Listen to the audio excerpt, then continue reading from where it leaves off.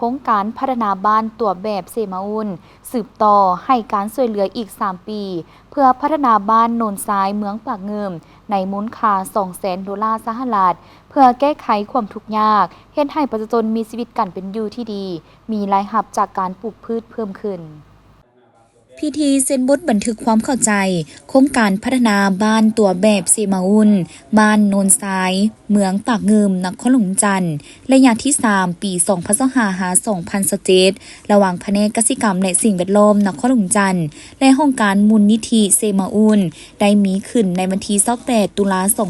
2025อยู่ห้องประชุมแผนกเกษตรกรรมและสิ่งแวดล้อมนครหลวงจันทร์โดยการลงนามเซ็นบทบันทึกของทานบวกคำสีสงครามห้องหัวหน้าแผนกเกษตรกรรมและสิ่งแวดล้อมนครหลวงจันทร์และทานนางสั่งแฮมูลหัวหน้าห้องการมูลนิธิเสมาอุ่นประจำลาวมีทานทศกัณฐ์ไก่สอนเพชรห้องประธานคณะกรรมการปกครองเมืองปากเงิมพร้อมด้วยภาคส่วนเกี่ยวข้องเข้าร่วม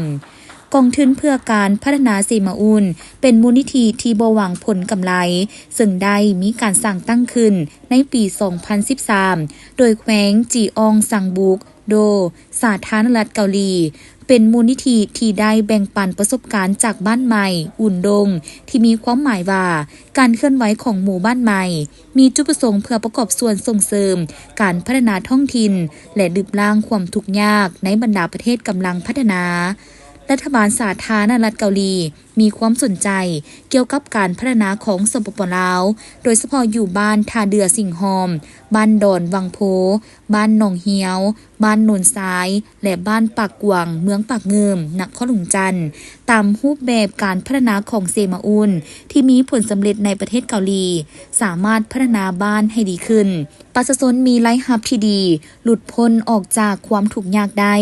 ฉะนั้นทางโครงการจึงมีนโยบายหัวมือกับแผนกเกษตรกรรมและสิ่งแวดล้อมนครหลวงจันทร์เพื่อพัฒนาหาบ้านของเมืองปากเงิมให้ประชาชนมีชีวิตกันเป็นอยู่ที่ดีมีรายรับจากการปลูกพืชเพิ่มขึ้นเป็นแต่ละก้าวซึ่งโครงการแม่นได้เริ่มจัดตั้งปฏิบัติแต่ต้นปี 2019 จนถึงปัจจุบันสำหรับการจัดตั้งปฏิบัติโครงการผ่านมาแต่ต้นเดือนมังกร 2019 หา 2025 ระยะ 7 ปี ในนี้ระยะ 1 ปี 2019 หา 2021 จัดตั้งปฏิบัติอยู่ 3 บ้านคือ บ้านดอนวังโพ บ้านทาเดือสิงหอม และบ้านหมักเหียวเมืองปากเงิมนครหลวงจันทร์มูลค่า $1,390,744 สหรัฐระยะ 2 ปี 2021 หา 2025 จัดตั้งปฏิบัติอยู่ 2 บ้านคือบ้านโนนทรายและบ้านปากกวางเมืองปากเงิมนครหลวงจันทร์มูลค่า$1,125,000 สหรัฐสำหรับระยะที่ 3 นี้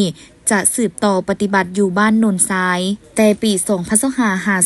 2027 ว่ารวมแล้วผ่านการจัดตั้งปฏิบัติกิจกรรมระยะ 7 ปีแม่นได้นำใส่งบประมาณเข้าในการสนับสนุนบรรดากิจกรรมต่างๆของโครงการรวมเป็นมูลค่าทั้งหมด$2 ล้านกว่าสหรัฐมาฮอดปัจจุบันงบประมาณโครงการที่ยังเหลือแม่น$39,790 สหรัฐจะได้นำใส่เข้าใน2 เดือนท้ายปี 2025อยู่บ้านปากกวางเมืองปากเงิมซึ่งเป็นระยะท้ายของโครงการส่วนงบประมาณที่จะได้จัดตั้งปฏิบัติอยู่บ้านโนนทราย 3 ปีต่อหน้ามูลค่า$200,000 สหรัฐเนื่องจากว่าการจัดตั้งปฏิบัติโครงการในระยะผ่านมา